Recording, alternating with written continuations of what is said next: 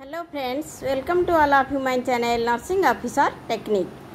आज आम जाना जो पोस्ट प्लासेंटाल आईयूसीडी इंसर्शन कौन कौन सब स्टेप्स को स्टेप देकी आम आईयूसीडी इंसर्शन करवा।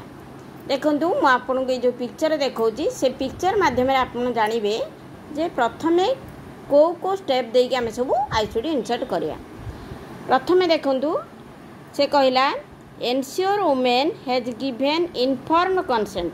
से कहला जे आमे प्रथम जो प्रोसीजर करवा से प्रोसीजर बाबद आमे वुमेन को कंसेंट बा इनफॉर्म करवा से जमी जान आमे कौन करने को जाऊँगी। प्रथम इनफॉर्म कंसेंट दबा। सेकेंड थिंग एनश्योर सप्लाइज और स्टेराइल इक्विपमेंट्स आर रेडी। आमे पूरा एनश्योर हवा जे आम जो प्रोसीजर करवा से जो इंस्ट्रूमेंट आवश्यक जो सप्लाई आवश्यक ता अच्छी कि नहीं रेडी अच्छी कि नहीं जानिबा।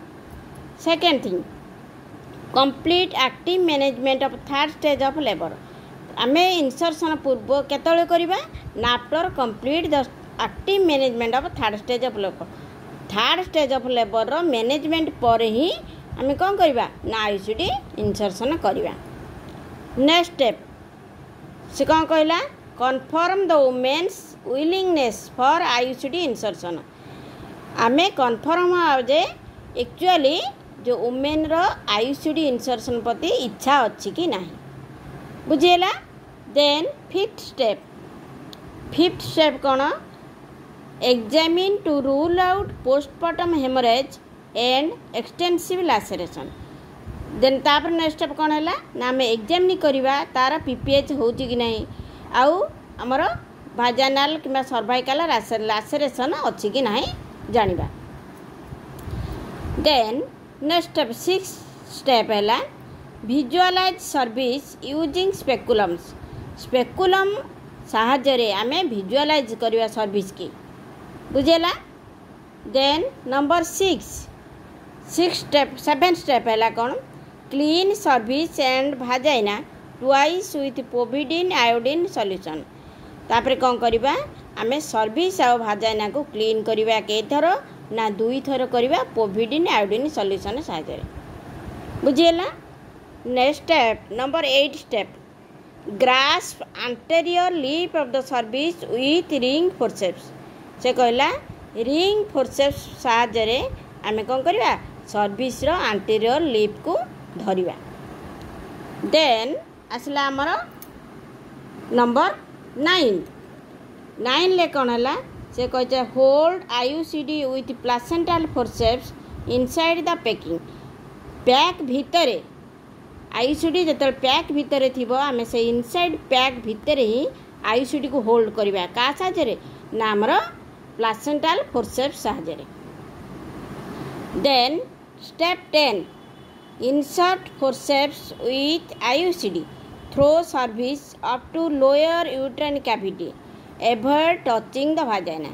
आमे जेतले टच आमे इंसर्ट करिया तो आमे भाजाना को टच करवा नहीं आउ आईयूसीडी फोर्सेप्स सहित आईयूसीडी की यूट्रस भीतर को आम यूट्राइन लोअर यूट्राइन कैविटी भीतर को आमे आईयूसीडी की इंसर्ट करवा बुझेला। Then next step place hand on suprapubic area fingers towards fundus gently push uterus upwards to strengthen uterine cavity straightening।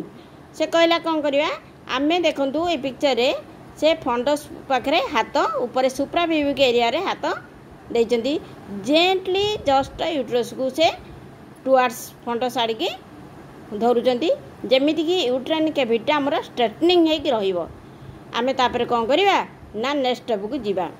तापरे move placental forceps with IUCD upward following the contour of the uterine cavity till the fundus is reached. तापर कौन हम uterine cavity जो आमर पूरा straightening हो आम कौन करे आम जो यूट्राइन लोअर यूट्राइन कैविटी पाखे रखी क्या आईयूसीडी की आम बर्तमान आम टुवर्ड्स फंडस पाखक आम फोर्सेप्स नवा बुझेला एवं फंडस पाखे जाकि आम रिच करवा। Then next step open and slightly tilt forceps inwards to release the ICD at fundus से कहला जे फंडस पाखे आईसीडी पहुँचला परे आमे कौन कले ना स्लाइटली फोर्सेप्स को ओपन करिबा बुझेला एवं आईसीडी की फंडस पाखे रखिबा। Then next step keeping uterus stabilise slowly sweep the forceps along the side wall of the uterus जते बळे आमे कोन कले ना फंडस पाखे आईसीडी रीच करिगला देन आमे कोन कले आमे फोर्सेप्स को कोन कले स्लाइटली ओपन कले एवं पूरा गोटे साइड रे जेंटली आमे एकु कोन करे गोटे साइड कर देले फोर्सेप्स टा गोटे साइड करिके आस्ते आस्ते नेक्स्ट स्टेप रे देखंतु आस्ते आस्ते से कोन कहछि ना keeping uterus stabilise withdraw the forceps तापरे फोर्सेप्स को से विड्रॉ करूछन बुझेला। Then ensure ICD threads are not visible at the cervical os आमे सर्वाइकल ऑस पाखे जमती थ्रेड देखा न जीवो आमे सेटा सियोर होबा किंतु हमर जो आईसीडी 375 रे थ्रेड विजिबल हबो आईसीडी 380 रे थ्रेड विजिबल हबो नाही बुझेला। ए हला हमर कोन ना steps of post placental ICD insertion बुझेला क्लियर।